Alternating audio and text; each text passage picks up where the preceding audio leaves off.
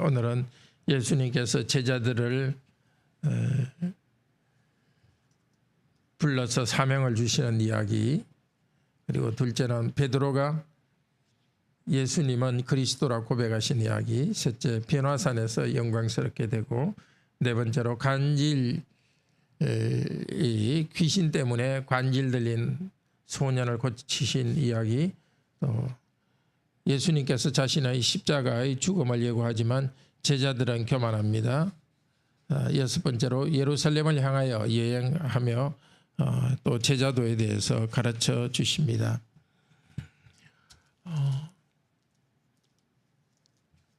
제자들에게 권세를 주시고 병을 고치는 권세를 주시고 그들에게 하나님 나라를 전파하게 하셨습니다.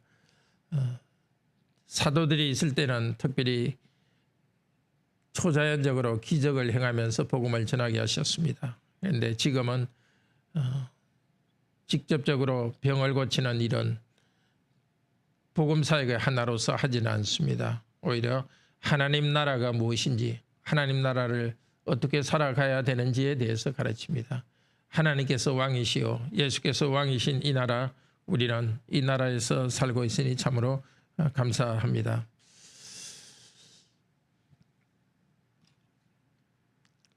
제자들을 통해서 5,000명을 먹였습니다. 그것을 통해서 하나님 나라는 얼마나 풍요로운가를 나타내십니다. 지금도 우리 예수님께서는 같은 기적을 교회를 통해서 행하지는 않으시지만은 예수님께서 우리에게 양인 우리들에게 생명을 주되 풍성한 생명, 넘치는 생명을 주시고 있습니다. 오늘도 우리가 거룩하게 살아갈 수 있는 힘을 주시고 풍성한 생명을 우리에게 주시기를 바랍니다. 18절 이후에는 베드로가 예수님께서는 그리스도라는 것을 고백합니다. 그런데 예수님께서 그리스도라는 것을 고백할 때 이어서 하시는 말씀이, 예수님께서는 십자가에 달려 죽으실 것이요 또 제자들도 고난 가운데 예수님을 따라오라고 합니다. 우리 예수님께서는 죄와 고통이 많은 이 세상에 오셔서 우리로 하여금 새로운 삶을 살게 하십니다.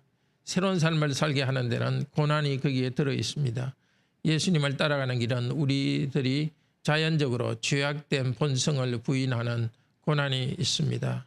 또 우리가 세상과 다르게 살아가기 때문에 손해도 있고 고난도 있습니다.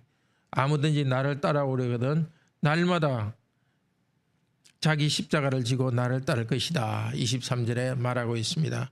오늘도 우리의 십자가, 우리 하나님께서 우리에게 맡기신 직분들, 공부이면 공부, 사람들과의 관계 속에서 무슨 일이든지 우리가 해야 될 사명에는 고난이 있습니다. 기쁘게 우리 십자가로서 지고 예수님을 따라가도록 합시다. 십자가에 달려 돌아가신다고 말하신 다음에 바로 얼마 후에 예수님께서 제자 3명과 함께 산에 올라가셨는데 영광스러운 원래 하나님의 모습으로 변하셨습니다. 이제 곧 예수님께서는 십자가에서 달려 돌아가실 것이지만은 다시 부활하시고 영광스러운 모습, 하나님으로서의 영광스러운 모습을 얻으실 것임을 미리 말해줍니다. 이것은 예수님에 대한, 변화산에서 예수님이 변화된 것은 예수님에 대한 격려이기도 하고 또 제자들에 대한 격려이기도 합니다. 우리도 우리 십자가를 지고 예수님을 따라갈 때 우리 하나님께서는 영원한 하늘나라의 영광을 우리에게 준비하고 계십니다. 그 하늘나라의 영광, 특별히 이 땅의 삶을 끝난 후에 영원한 나라의 영광을 누릴 것을 생각하면서 오늘도 우리의 십자가를 지고 예수님을 따라갑시다. 그런데 변화산상에서 30절에 보면은 30절, 31절에 모세와 엘리야가 나타나서 예수님께서 영광 장차 예루살렘에서 별세하실 것을 말할세, 모세와 엘리야가 예수님의 별세에 대해서 말했답니다. 이 별세는 성경 원어에서 엑소도스입니다. 엑소도스는 출애굽을 엑소더스라 하죠. 예수님께서 이 세상의 여행길, 이 세상에서 고난의 여행을 예루살렘에까지 가시고 예루살렘에서 이제는 고난의 여행을 이제는 끝내시고 하늘로 가신다는 것을 말씀하셨습니다. 자, 변화산상에서 예수님께서는 내려오셨습니다. 변화산상에서 내려서 땅에 내려오니까 거기에 귀신 들려서 간질 걸린 사람이 있었습니다. 예수님께서 영광스럽게 변화시는 능력의 예수님이지만 그러나 이 땅은 귀신이 사람들을 누르고 질병이 있는 것입니다. 예수님께서 그를 제자들이 그들을 쫓아내지 귀신을 쫓아내지 못하니까 귀신 들린 자 그 아이의 아버지가 예수님에게 고쳐달라고 했고 예수님께서는 41절에 말씀하십니다. 믿음이 없고 패역한 세대여 내가 얼마나 너희와 함께 있으리요. 제자들이 믿음이 없었기 때문에 귀신에 눌려서 있는 자를 고치지 못했습니다. 우리도 오늘 주님께서 믿음을 주시도록 간구합시다. 사단과 죄의 공격에 이길 수 있도록 믿음을 주시도록 기도합시다. 44절부터는 예수님께서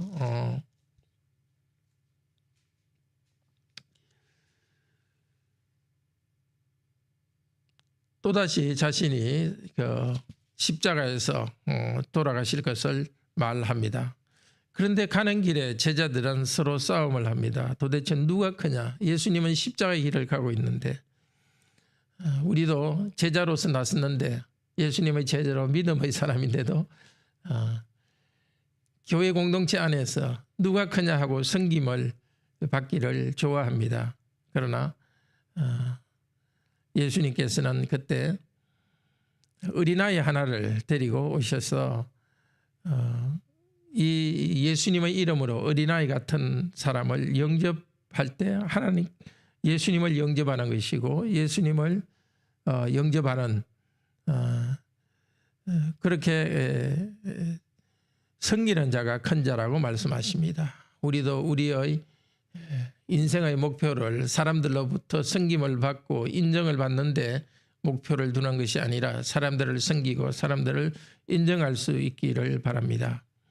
51절에 예수님께서 성천하실 기약이 차감해 예루살렘을 향하여 올라가기로 굳게 결심하시고 자 이제 여기부터 19장까지 예수님께서는 예루살렘으로 여행하면서 제자들을 따라오라고 합니다. 제자들은 영광의 길을 생각했습니다. 그렇지만 예수님께서는 제자의 길은 58절에 보면 여우도 굴이 있고 공중의 새도 집이 있을 때 인자는 머리 둘 곳이 없도다. 안정된 삶이 아니라 고난의 삶을 걸어가는 길이 예수님의 길입니다.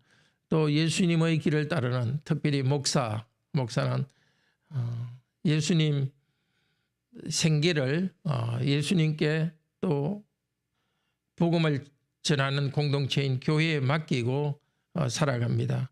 생계에 걱정하지 않고 오히려 복음 말씀을 전하는데 먼저 그 나라와 그 의를 구할 때 그게 필요한 것들을 교회를 통해서 공급하실 것입니다. 목회로 부름받은 사람이 아닌 모든 성도들도 삶의 태도는 마찬가지입니다. 비록 아주 부유하다 할지라도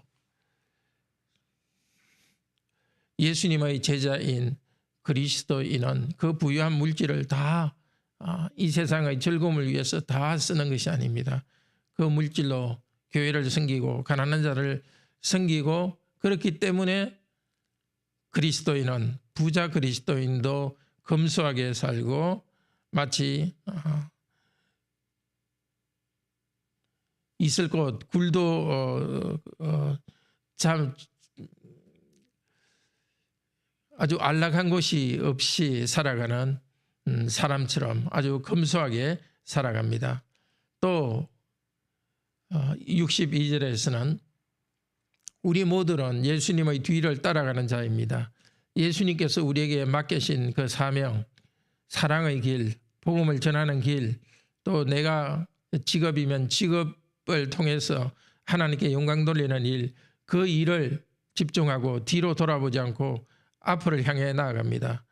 하나님 나라를 향해서 예수님의 뒤를 따라서 앞을 향해 나가는 오늘 하루 되시기를 바랍니다. 기도합시다. 자비로우신 하나님, 당신의 아들 예수 그리스도를 우리를 위한 대속제물로 주셔서 우리 죄를 용서하시고 우리가 영원한 나라의 아들, 딸로 삼아주신 것 감사드립니다. 우리도 예수님을 따라가는 이 길에 영원한 하늘나라의 영광이 기다리고 있지만 이 땅에서는 우리의 죄와 싸움이 있고 또 이 땅의 여러 어려움과의 싸움이 있습니다. 우리가 해야 될 사명 직분들에는 수고가 따릅니다.